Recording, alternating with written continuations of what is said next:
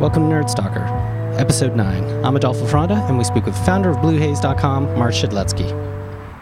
So my name is Mark Shedletsky. I'm the founder of BlueHaze. And what BlueHaze does is we connect fans together into their favorite artists before, during, and after the concert.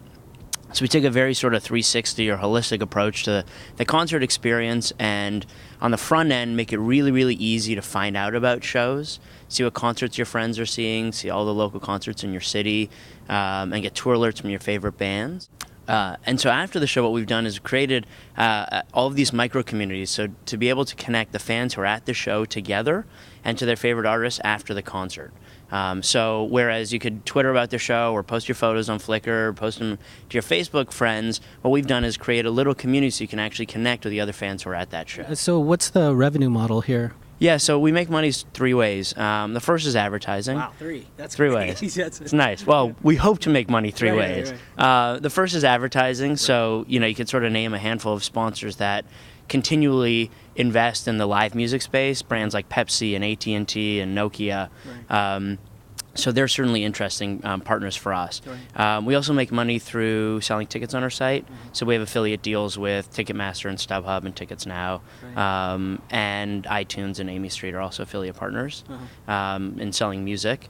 And then the third way is when you sort of think about the promoter experience, so the promoters who actually produce the events and market the events, sure, they've traditionally spent all of their marketing dollars on print and radio. Right. So in an effort to help them migrate those dollars online and find a really core audience, mm-hmm, we're able to tell you who Ben Harper fans in the Bay Area are. Mm-hmm. So you don't have to guess and choose a radio station or guess and try and figure out what, all weekly they're reading. Mm-hmm. We make it really easy to identify Ben Harper fans.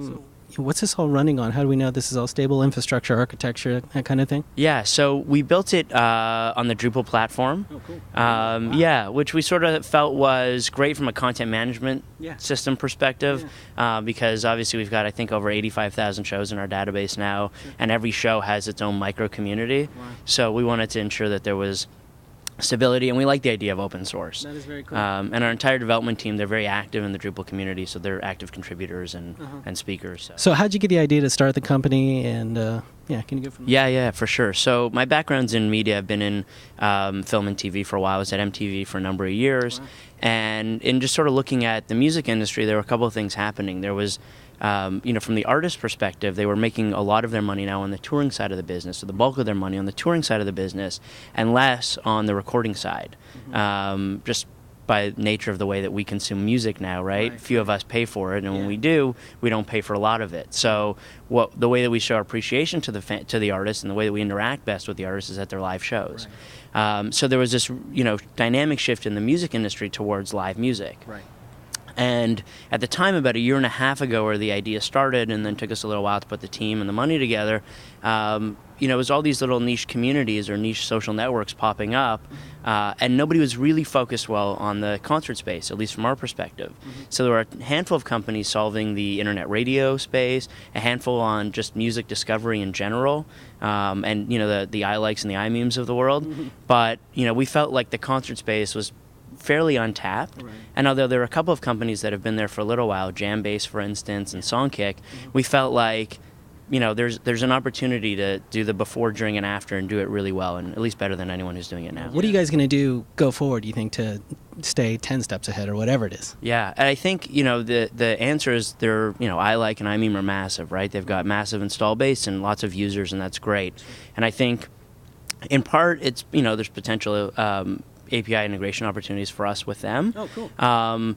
More likely, though, I think what our goal isn't to necessarily replicate your entire social graph, right? Our goal is to make it really easy to go see concerts with friends, mm-hmm, and interact with artists in a way that you haven't been able to before. Mm-hmm. So to flip it around for a sec, from an artist perspective, you've got MySpace or iLike, where you can connect with all of your fans on a evergreen basis. So if you want to spam your 300,000 friends or post a video, you've got that opportunity. But what you haven't been able to do yet is really connect with your local paying fans that go see you perform. Wow. And so I think that's one of the opportunities that we bring to the table, at least for artists, nice, to give them a chance to connect with their paying fans. Right. Are you privately funded, or what? Yeah, we did a seed round last fall. Okay. So we raised some seed capital last fall, and actually timing is perfect now. We're going out and raising our Series A round from potentially VCs, and we're talking to some strategic partners as well. So everyone's talking about the economic condition right now in the U.S. anyways, and which could potentially be a global thing. What's your take on the whole thing? Yeah, and obviously it's scary times. From a concert industry perspective, they're not really worried. The concert industry doesn't seem to show that it's affected by recessions, at least historically. People still like an outlet. They still like to go see bands perform. And where the growth is happening in the industry is really on the small to mid-sized venue side, the MySpace bands who get out and play. So, the kids will take $20 and go see a show rather than buy a CD with it. So if I'm flying to a different city, then am I going to get the same experience, but for another city? Yeah, totally. So what we've done is we've geo-targeted it so that if you show up to the site wherever you are, it'll recognize the city that you're in and provide you with local concert listings for that city. If you happen to join and state your city preference, it'll usually come back to that city. What we've also done is given fans an opportunity to discover music through friends, as opposed to sort of a computer algorithm telling you what music we think you would like, especially on the live music side. What we've done is we've made it really easy for you to find people on BlueHaze and discover people with similar music taste. You can see their favorite bands playing near you. So for instance, if you happen to be in Boston and I like your music taste, I can go to your profile page, and I'm here in San Francisco, I can see all of your favorite artists playing near me in San Francisco. So on the front end, there's a handful of tools to really make it easy so that you don't miss a show again. Because that was one of the things that we heard about. I mean, that was one of our sort of big problems that we wanted to solve, was make it really easy to find out about shows and make sure I don't ever miss my favorite artists. So we hooked up a bunch of features there, where you've seen on a few other sites, you've seen some of those similar features. And then the iPhone app, which we discussed a little bit, is the idea of being able to snap and instantly share photos in real time and not have to deal with clumsy SMS messaging or emailing it. It's really instantaneous. You snap your photo, you share it, and it instantly connects you with all the other fans at that show. What about integration with other websites and things like that? Are you guys toying around with the idea? We are, yeah. We're very interested in working with Twitter and their API and Flickr and their API, just given that sort of activity around the concert space. So I think you'll see that with us in the next little while, and then Last.fm is another API that we're going to work with. And then after the event, we've really just made it a kind of the cool place to hang out online after the show. So replicating that old school model of you get in your car and listen to the radio station that presented the show and a DJ who wasn't there and like 3 callers call in. We wanted to give fans that place to hang out after the show and post your reviews and check out the set list and buy music or merch from the artist. And of course share your photos from the show, but really the only community where fans can connect with the other fans at that show, and then have the artist be able to come in and either blog from the road or say thank you to the fans, or and even look at your photos. Exactly, and see who their most loyal fans are. Come to see them at all their shows. So have you guys heard from the artists? We have. We've been talking to a number of artists and a number of management companies and agencies, and working with them and their artists. And there's a number of ways that we're looking to do it. So we're kind of in that fun experimental place now, where every artist has a different goal that they want to accomplish, and we're trying to help them. What kind of feedback are you getting?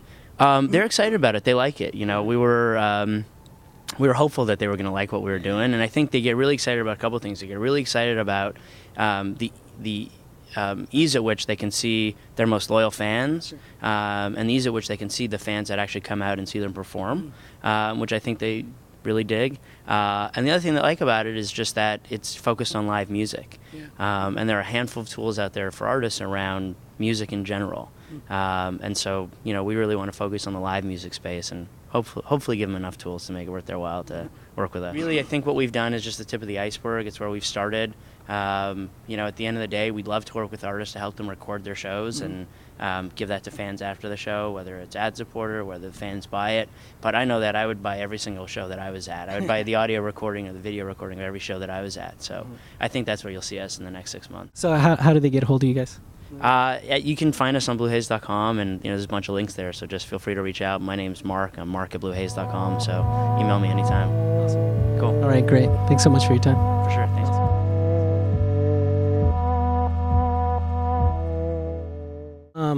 What was the next question?